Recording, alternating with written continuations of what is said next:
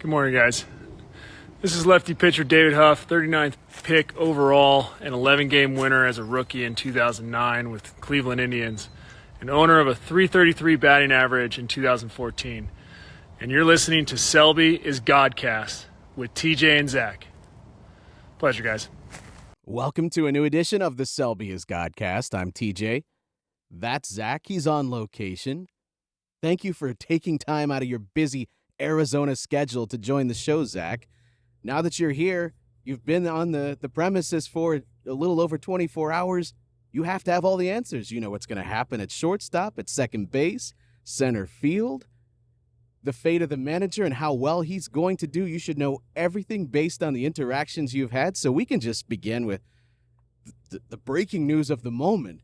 Rob Manfred announcing that he's going to step away in 2029. How many farewell gifts is he trying to get? 2029. A 5-year exit plan? Do we really need that? 2020. What? Please enlighten me on why you would need to announce that you're going to leave 5 years from now. I'd also like to announce that I plan to retire in 2060. I've decided that that's it. So anytime you see me between now and then, please shower me with gifts. No guitars, though. No, we don't need any guitars. I mean, what? I was trying to picture this. It's like announcing that you're going to leave a party in 3 hours. Hey, I just want to let everybody know I'm going to be out of here at about 12:30. It's 9:30 now. It's the anti-Irish goodbye. It's like the doing? Irish hello. You have a kid now, and you'll do this, I think, in the future. I do this with my 2 kids, where you let them know, like you tell them, hey, bedtime is coming up in 30 minutes. So there's still going to be a surprise when the 30 minutes arrives, but you've done a little bit. Hey, 10 minutes, 10-minute warning. Get everything you're doing on Roblox wrapped up because we need to go get our shower and in bed. Is that what this is? Is he just preparing us? So when I saw that tweet from, was it Passon? When I saw that tweet, I thought, oh, Rob Manfred announces he, and I went to the end, I had to read it 3 times to make sure I was understanding that properly. Yeah, how different will the sport look like by then? 32 teams, realignment. Oakland, where will they be playing? How many different cities will they have called home by then? Yeah, it's interesting. I mean, I think, I don't know. Do we have to start with this? Because it's just going to take me down the path of all the things that are wrong with baseball that hopefully won't be wrong with baseball in 2029. It was a joke. We don't have to spend any more time on it. We've already spent too much time on it. I'm sorry. I had to get something out because I'm annoyed because my camera's broken. Look at me. I look awful in this camera. If you're watching on YouTube, you think, what is wrong with DJ? He looks sick. Like, my cat broke my camera. I'm just in a bad mood. So I was hoping I could just unload some of that on a guy that nobody really likes. I will bring positivity to 24, but it ain't going to be pointed in the direction of Rob Manfred. So, hey, it's spring training. It's 70 degrees and sunny in Arizona. Hope springs eternal. All that stuff. Well, you're supposed to be positive. Where's Mr. Positivity? All that stuff went out the window when I looked like a cherry on the video. All right, so I mean it. You've been on the premises now, so you should have all the answers. You should have all the takeaways. You should have all the insights. So let me step away. This is the Zach Meisel show now. You know what's interesting? I suspected this was going to happen, and it's certainly no fault of his own. But I think it's going to be a while before you can really get anything interesting from the new manager when it comes to the roster, any individual players, because he doesn't know these guys. And he took a crash course this winter on the Guardians' processes and their roster dilemmas and their farm system and everyone on the 40-man roster, certainly. And he studied video and learned about the skill sets and met with his other coaches. But you still need visual evidence to pair with all of the notes you've taken. And Like, I understand if he wants to wait until he sees Arias and Rocchio and Freeman in action before he tells us what he really thinks about these guys. And so it's interesting listening to him talk and, the crowded competitions, the auditions they're holding. To him, there are great problems to have. Of course, he's going to be optimistic and have a sunny outlook. And he's 39 years old. He just got done playing. Everything's great. And then you hear Chris Antonetti kind of tackle the same topics. And while he is going to echo a lot of that same sentiment, there's also the added context of how they got here. And this is something you and I have been talking about for months, is where are they? Are they contending? Are they resetting? Are they sort of caught in between? I think that's the answer. But how did they get to this point?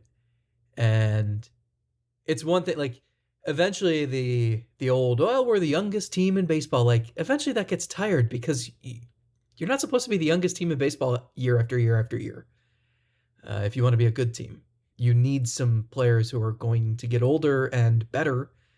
And instead, this team's sort of where they were in 2021, but they do have like a talented pitching staff. So it's really strange. And listening to Chris Antonetti talk about the mistakes they've made in some evaluations that have really come back to bite them, and explain why they're in this spot. And it's not one thing. I mean, it is spending and free agency and being scared off by what happened last year.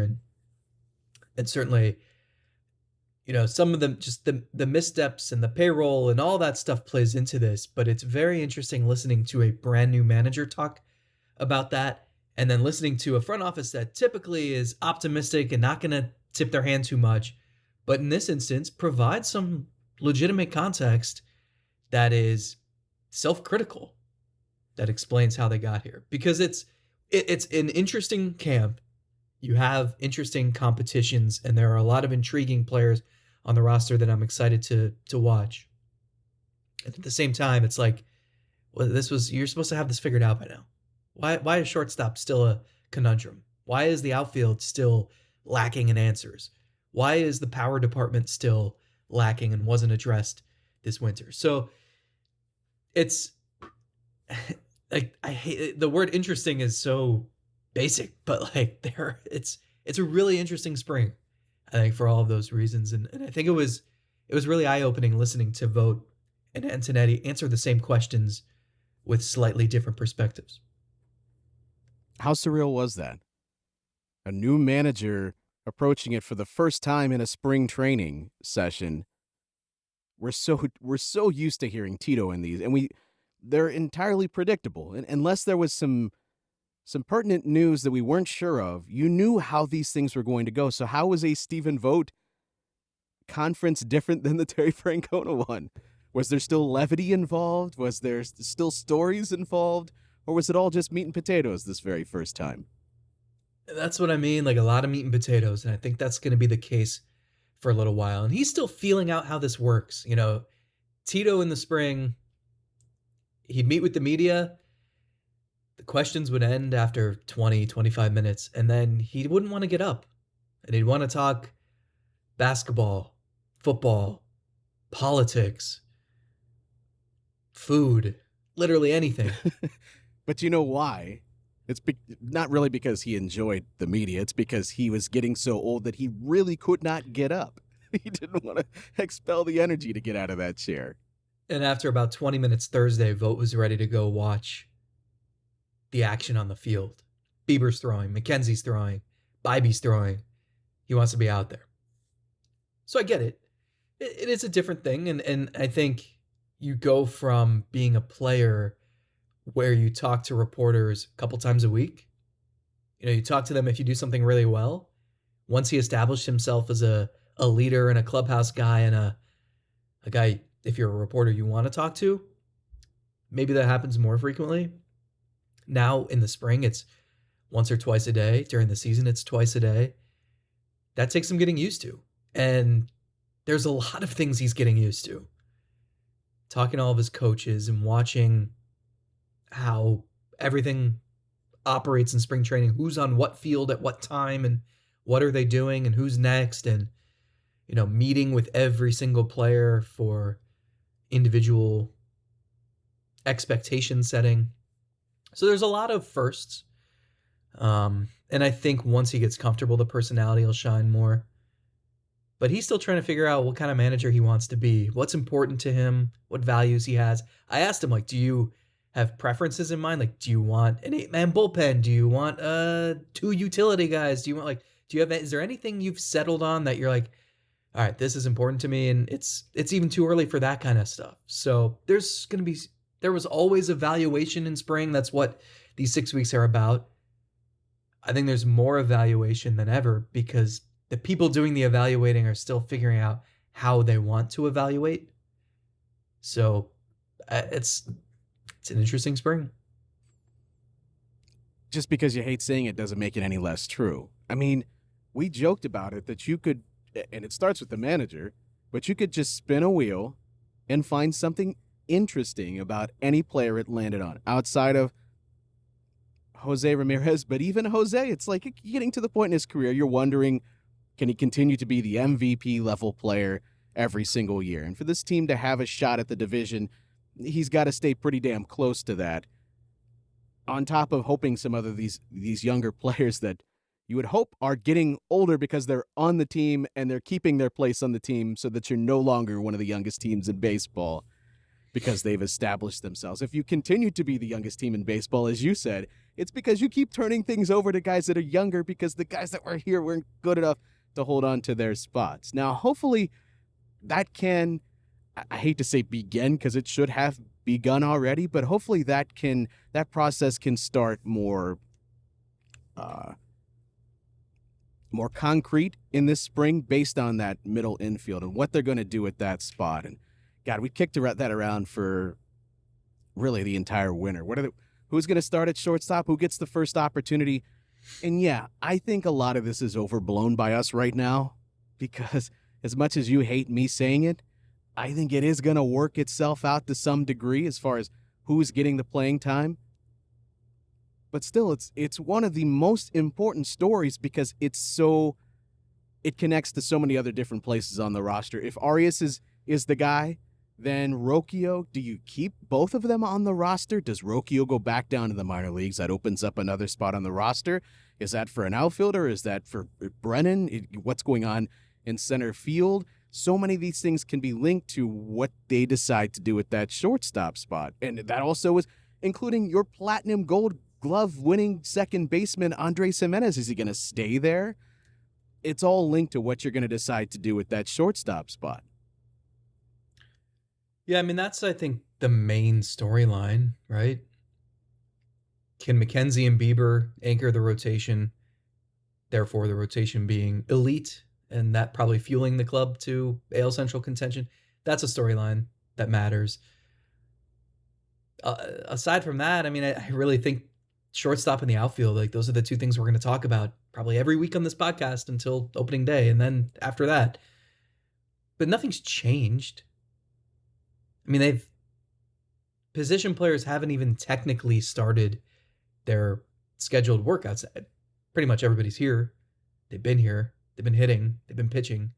But it's not like anything anyone has done this week has changed decision-making. And the main part is you can say or report or write whatever you want. There is no reason for the team to have settled on anything yet.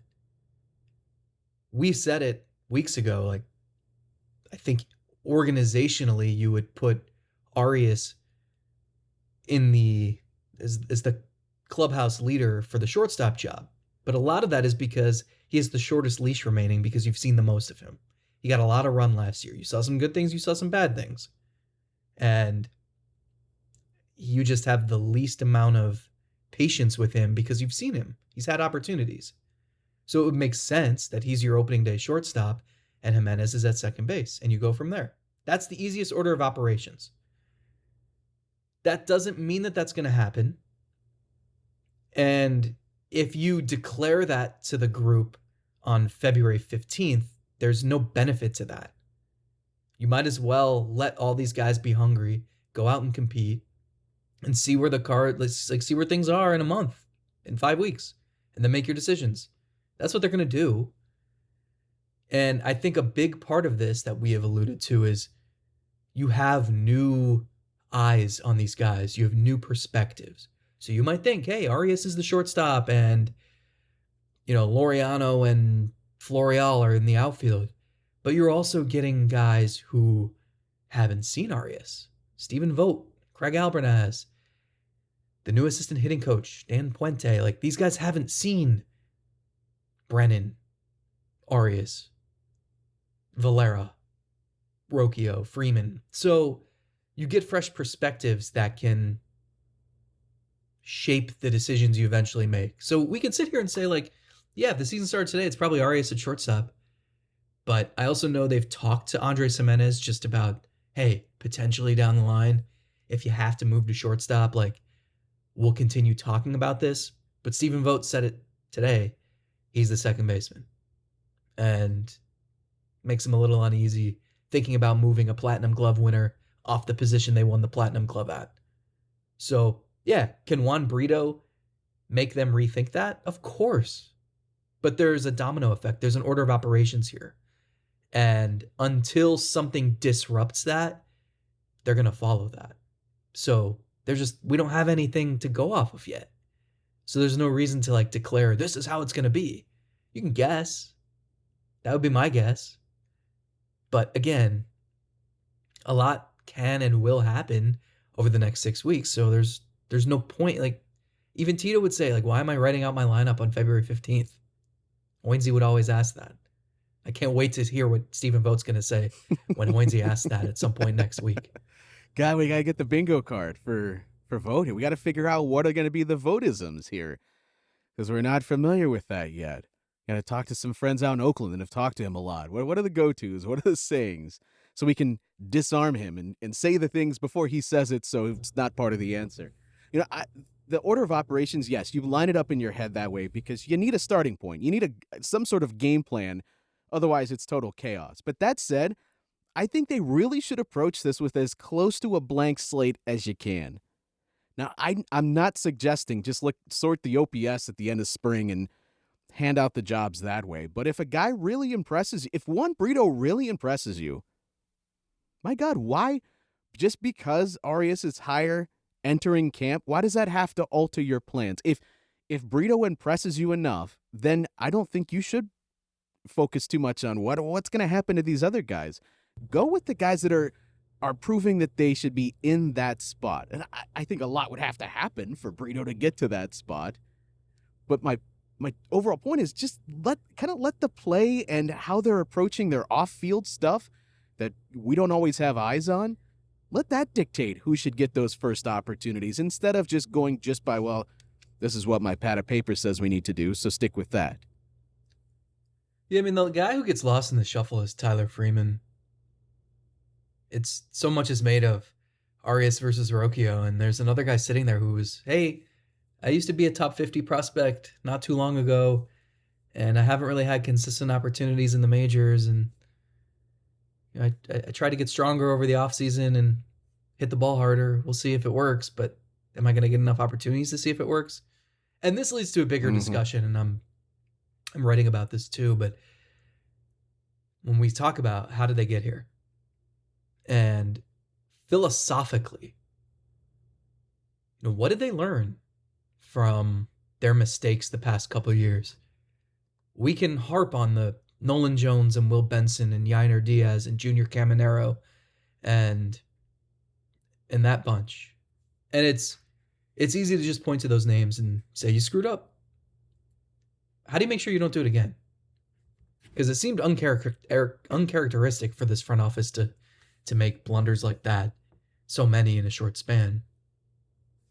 And I asked Antonetti that. He said, I think the one thing they learned, and it sort of ties into the swings and misses with Zunino and Josh Bell, is they feel like they need to be more patient with their young players. And it's interesting to me because it's fine to say that, but how the heck are you going to be patient with Arias and Rocchio and Freeman and Florial and Brennan and Valera and Rodriguez? Angel Martinez and God. Jose Tena, Brito, they're like, well, are we part of this? The sad thing is no one could have seen this coming. No one could have forecasted that something like this would happen, ever. To think ahead and say, maybe we should trade a couple of these guys while they still have a bigger trade value than they do if they make the major leagues and don't amount to anything more than just maybe a utility guy. Freeman is so interesting. And I had prepared to take this in a different direction, but you reminded me of a point that I wanted to raise a couple of weeks ago about Freeman. If you're looking at just the projections, for whatever you want those to mean to you, Freeman's the guy across the board that has more favorable projections entering the year. I mean, if you're looking at the Bat X and the Bat, they're both at 106 and 103 respectively. Okay, well, those are the only projections of all of these guys that we're legitimately talking about getting at bats at the beginning of the season. He's the only one that's not just a little bit above 100, but safely above 100. Steamer has him at a 107 WRC plus in the projections. And Zips is at 91. I think that's it so far. So all of them at least painting a picture of Freeman being capable enough that he wouldn't totally embarrass you if you gave him playing time, compared to Arias, who's kind of between 95 all the way down to like the low 80s, and Rocchio kind of in a similar mold, maybe a little bit more favorable because he's got more youth. But the thing is, Freeman, we do overlook him, maybe because he doesn't profile as the shortstop that the other two do. But if we're just talking about what bat projects to be the best in 2024, it's actually Tyler Freeman at this very point in time.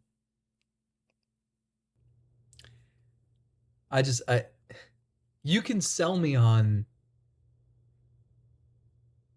really any of these guys. That's what's crazy is they all have, like with Arias, I'm pretty sure, I think he was 9 for 108 with 54 strikeouts against lefties last year. Like that's like terrible pitcher hitting in the National League stats.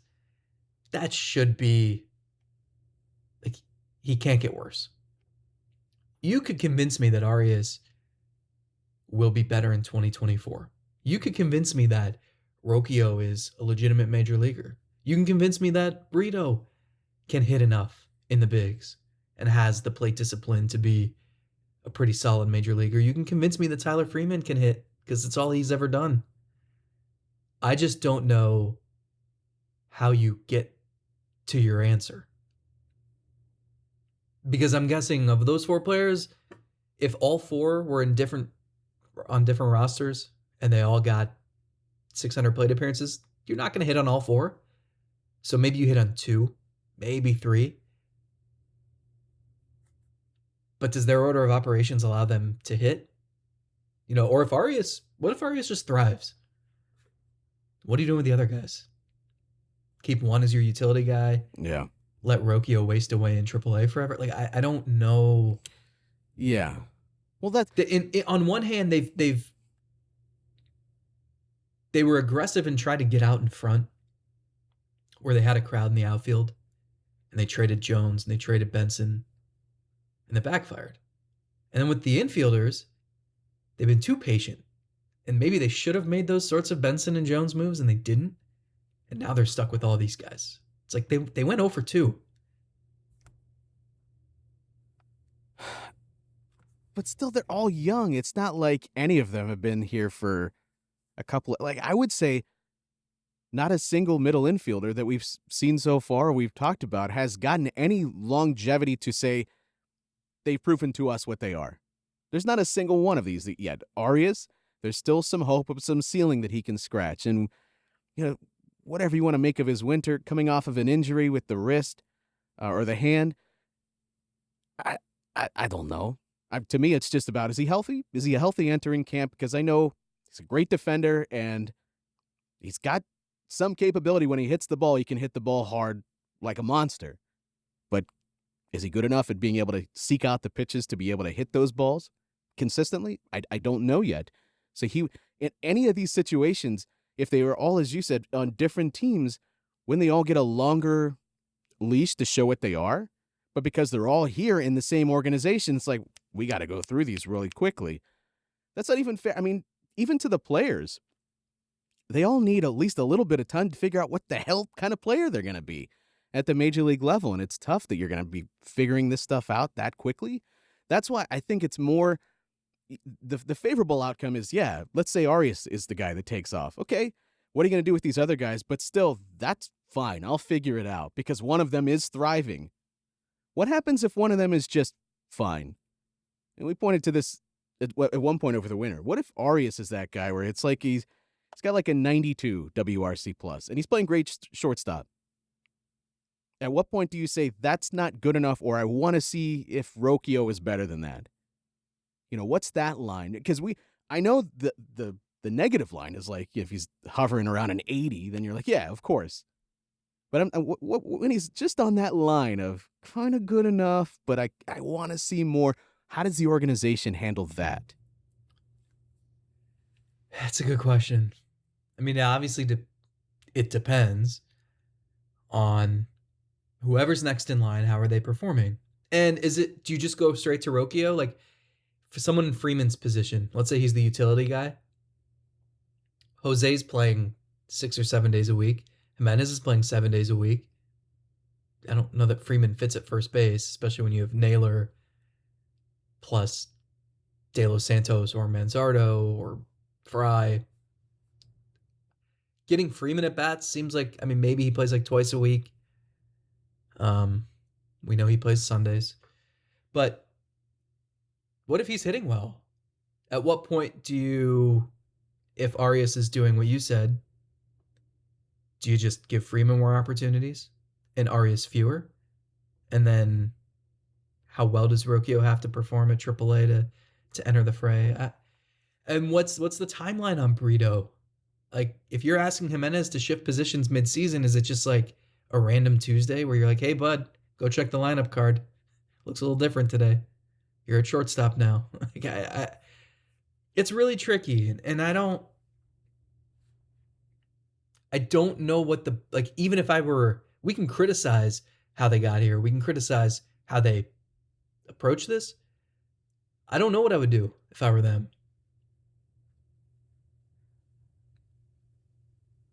Well, I don't have to make that determination, so I can sit here and just sit back and criticize when it goes wrong. That's what makes our job easier. But trying to put myself in their shoes, yeah, I think there is a scenario here where it's going to be impossible to figure out what you're going to do with them all. What's the most likely outcome here is, as I said at the beginning, it's going to work itself out to the degree of you'll know. You'll know when you get there. You'll know that who's manning shortstop right now is not good enough and who's in the minor leagues is worth that shot to see if they can flip. You'll have a better understanding of that. But there is a scenario where one is just okay enough, and that's the nightmare. You're hoping for the A or F scenario, right? You're hoping that they're clearly proving themselves to be the guy, or that it's a complete flop, and then you're on to the next guy. The nightmare is when they're just adequate enough to hold the spot. Yeah, two things. One, remember, Jose Ramirez was that F for a couple years, and then he became the A.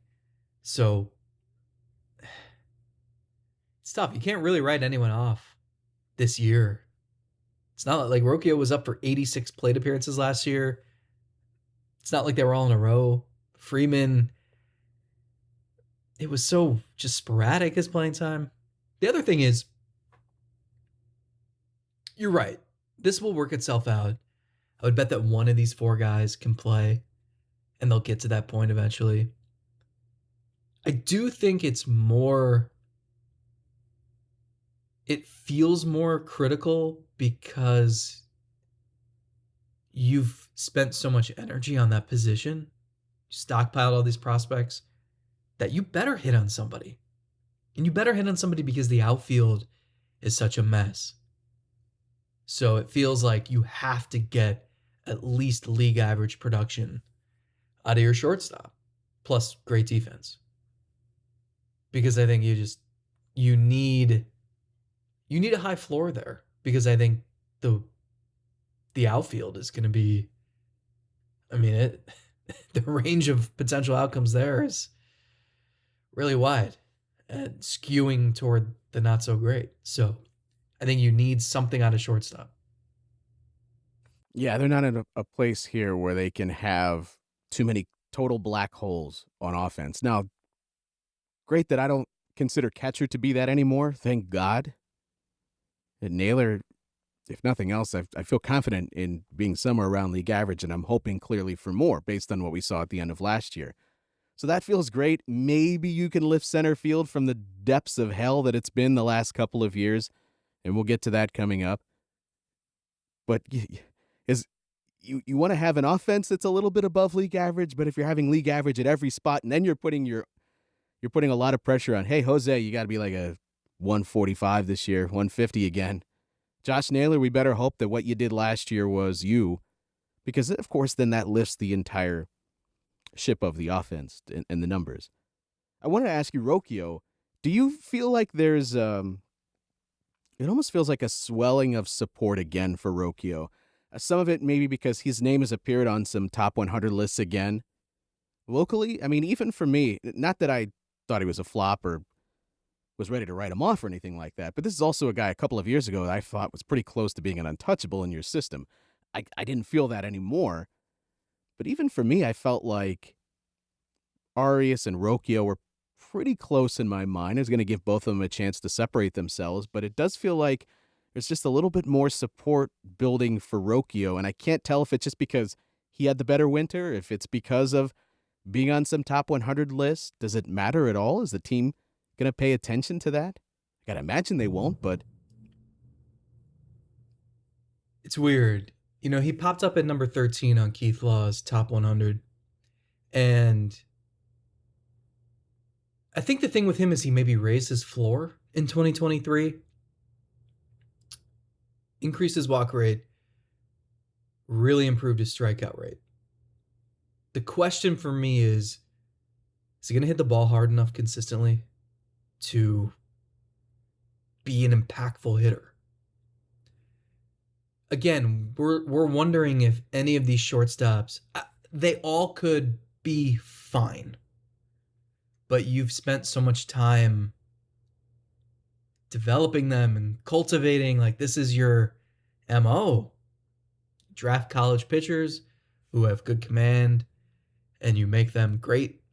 You sign international shortstops and you develop them and develop them and develop them, and then they sputter around AAA major league level. We don't know yet. So I think he improved his floor because he proved he's going to make a ton of contact. And that's good. We've seen where that can help with Guardians hitters. We've seen where that almost can be a detriment if it's a ton of weak contact or you're chasing a lot and making contact, and that doesn't benefit you. So the question is, while he's making a ton of contact, is he driving doubles into the gap? Can he hit 15 home runs? If he can do those things, and with the contact he makes, if he's making sound swing decisions, like could he be a guy who hits 290 with a 360 on base percentage and a 440 OPS, or slugging percentage? Like, you'd take that because he's going to play good defense. So the question is, did he sacrifice anything last season? Like, that's what I don't know. And we've seen two very different seasons from him in the minors the last 2 years. So I don't know what's going to emerge. He's young and he just needs opportunities. That's the main thing with these guys too, is like Freeman was top 50. Arias was top 100 or close to it. Really well regarded. Brito, I think he's cracked a couple top 100 lists, and he certainly gets mentioned. Like, talent is there. I just don't know. It's easy to sort of lose sight of that, right? Like Florial is a good example too, because he had all the tools. He was top 50, but it's been 5 years and he got opportunities, but he had 140 plate appearances spread out over 4 seasons. They were bad. They were very bad. And there are major questions about his swing. But don't you have to have more patience? Isn't that what the Guardians have said that they've learned through all of this over the last 18 months? is that they need more patience. They need to give these guys more of a runway to get off the ground. And if you don't do that, you never really know. I mean, they spent so much time with Will Benson, helping him make swing changes. Remember, he went through it, man. He struggled at new levels. He was playing in the Constellation Energy League in Texas during the pandemic just to get some work in. And then it clicks. And he has that great breakout minor league season where the strikeout rate came down, the walks were great. He's hitting for power, stealing bases, like the total package. They spent all this time working with him. He makes it to the major leagues. He's you can see how he could be part of something moving forward. But because of the roster crunch, they bailed on him before spring training. And he blossomed in Cincinnati, where he was in a role within a platoon, being put in a position to succeed and being given chances. They need to find a way to do that. The problem is they have so many guys they want to do that with. That's what I'm saying. In an ideal world, you'd give them all. Shortstop for 140 games. Here we go. Can't do it. Even, you mentioned Benson, and we said the same thing. It'd be great to see a world where he just goes and plays for you the entire season, and it just didn't feel like it was going to come here in Cleveland, and that's why they obviously parted with him. Everybody that is on this list that has expanded over the years of guys that have gotten away, it has always felt like it's not a giant swing change, different approach, landed with a new organization, they've unlocked some new hitting philosophy. Maybe there's a small part of that, but every single one of those guys, it was just about they got a chance to figure out what they were going to be at the level. No matter how they got there, they just got the opportunity and they finally made the most of it. And for a team that has to rely so much on young players, it's amazing that they have so many young players that are like just good enough to force the other guy out when he's not there immediately. If this was a bad team and you just were stuck playing some of these players that have gone elsewhere, you might have found some good answers. But because the team is like always teetering on contention and the pitching staff is always pretty good, you're always on that level of we might win this division, so we gotta hurry up and make a choice. And if that's not the guy and we don't know it in the first 100 plate appearances, guess what? We got another guy that might be similar, so we just got to move on to him. And it's part of why I didn't want any of these veterans standing in the way this spring, because just give them the chances, give them the opportunities. Man, if you go down and your team stinks this year, but it's because you just got out of the way of the young players and you let them all play, that's a lot easier for me to swallow than if you had brought in more Josh Bell types and Eddie Rosario types and guys that are just like, okay, maybe fine. Great. And I asked about that too, because the TV deal's settled now. They're going to get the majority of the money they were hoping to get in the first place. So to use that as a crutch for, well, we can't spend because we don't know if we're going to have a TV deal. And you did. You didn't know exactly how much you'd get, but it's close to what you would have gotten.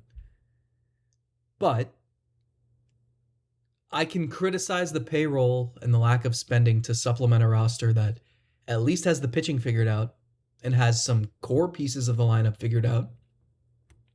At the same time, I can agree with you and say it makes more sense for this team right now to play a lot of these young kids that they have and not play Tommy Pham or Adam Duvall. Hard to argue against like Jorge Soler, Teoscar Hurt, like those guys who would be clear upgrades over Ramon Laureano and Will Brennan or Jonathan Rodriguez, but like it's not reality. Yeah.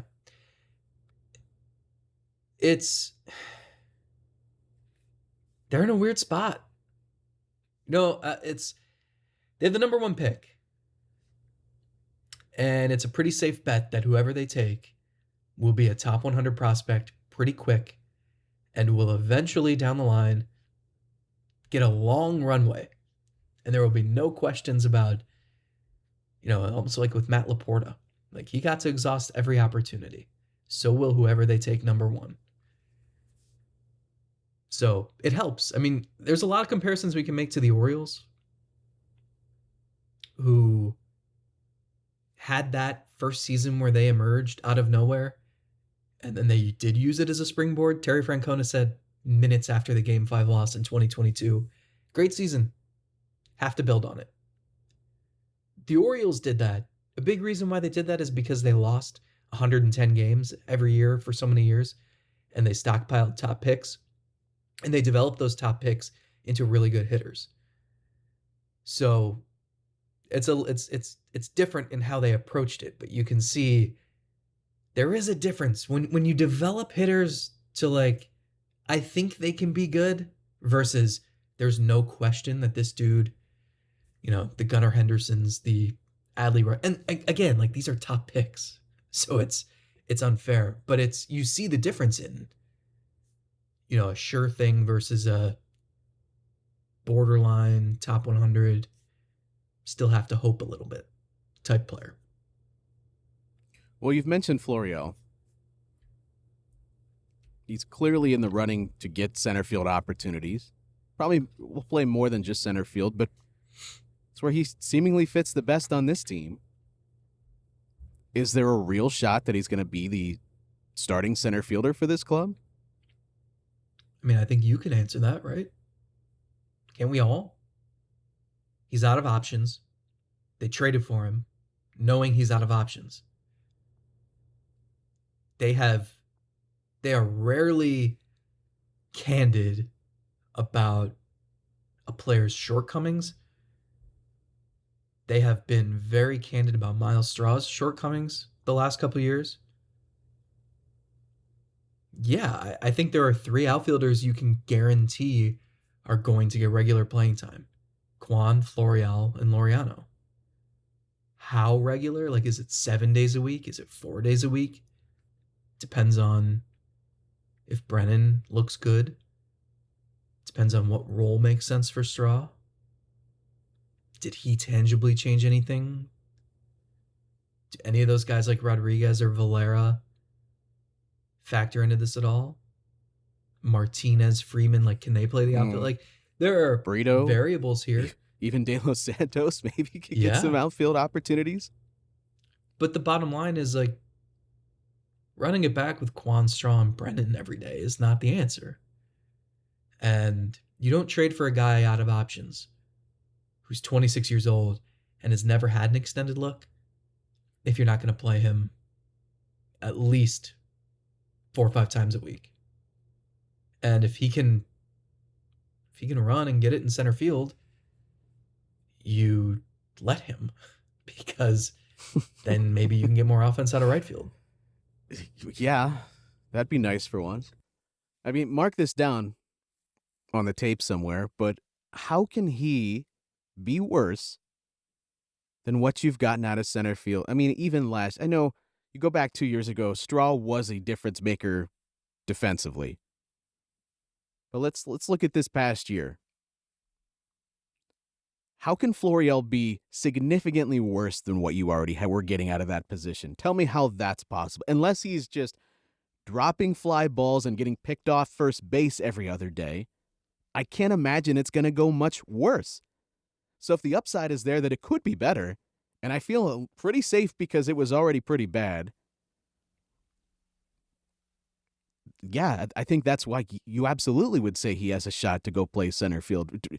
Regardless of what Straw is making the contract, it's in the grand scheme of things, it's peanuts. It's not going to stand in the way of what I think this team should do and what they will do if Florial is proving he should be in the lineup. The only thing that could change that is if nobody is stepping up in right field and they're like, well, I guess we'll just stick with Straw in center field because we feel good about the defense and maybe the speed element, the stolen bases return somehow just because he won't be allergic to them this year.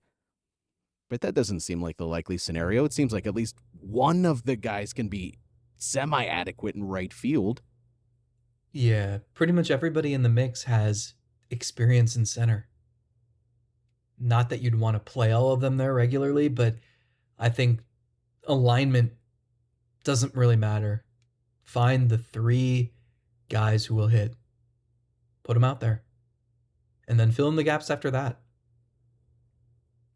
I think the outfield is simpler than the infield dilemma, but I think we become so accustomed to, like, you look at the lineup on the scoreboard, maybe there's a rally going, but you see you're getting toward the bottom of the lineup, and for years it was Hedges, it was Straw, and you knew there was just, that's your rally killer. And Florial could be terrible. He could strike out a ton. He could just never tap into the power. But you're right. They were already getting that from center field without the hope that there was more in there. And I think now it's just pitchers are going to have to pitch to your center fielder thinking like, if I make a mistake with this fastball, it might go 450 feet. That was never a thought that crossed the mind of a pitcher the last couple of years. And it's the same thing at catcher. It's like mind-blowing, the idea. I remember when it hit me earlier this offseason, like, oh my God, Cleveland could have a catcher who should be hitting like in the middle of the lineup. Like, could Bo Naylor hit fourth at some point?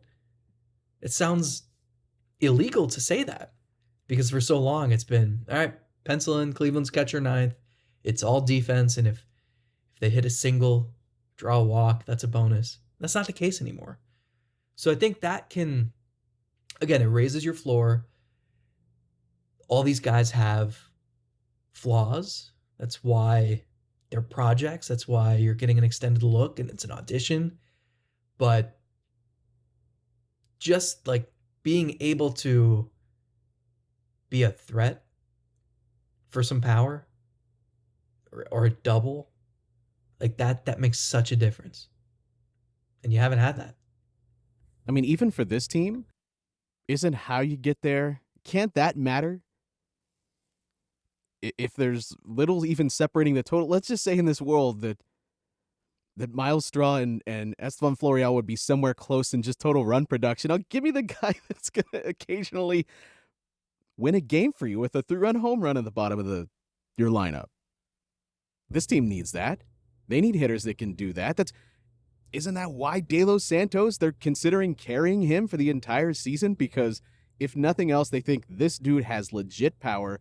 We like these swing changes and mentality changes that he underwent at the plate last year.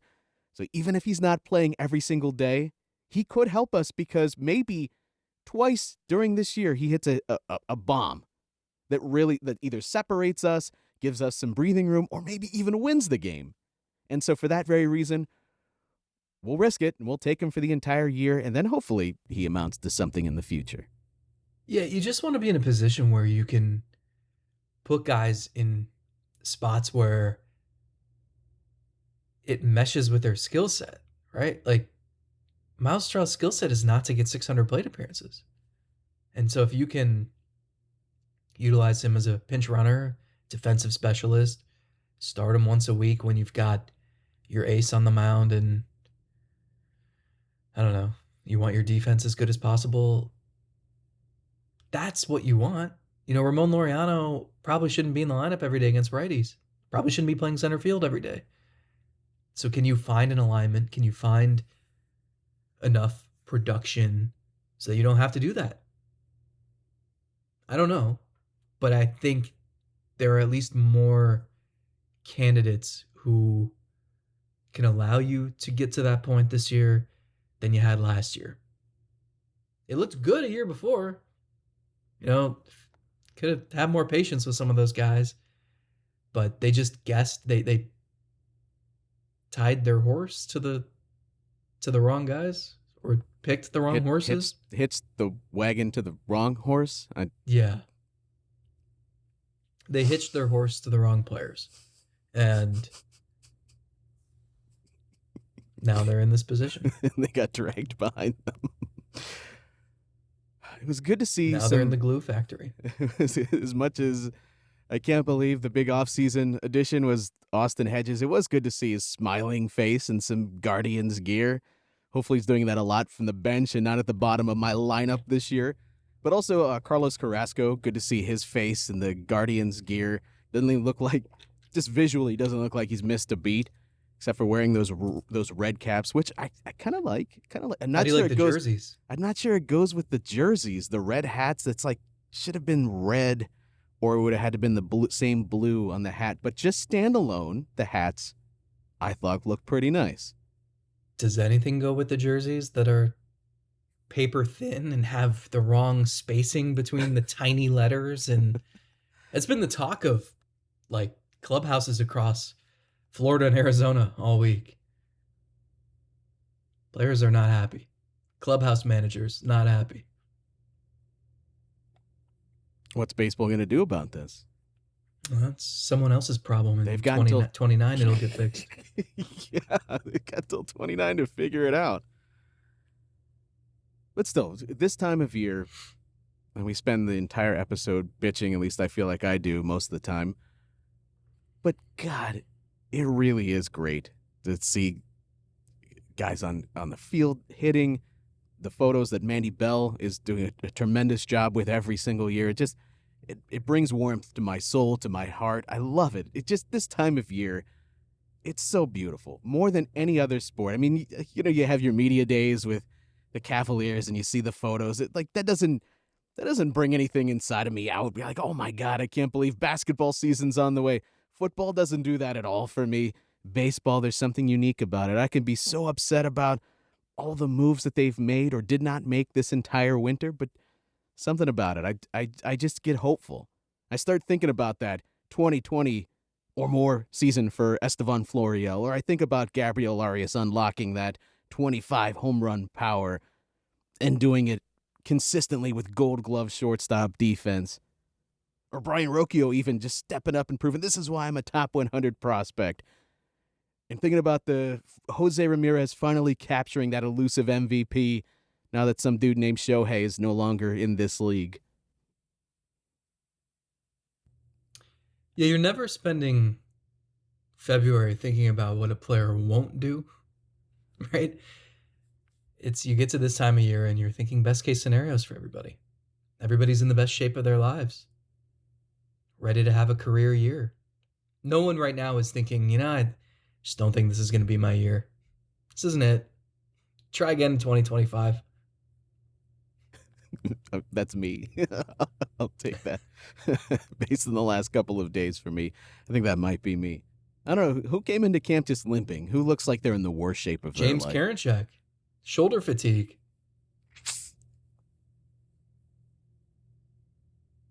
Not what you want on February 15th. I'm not ready for injury updates yet.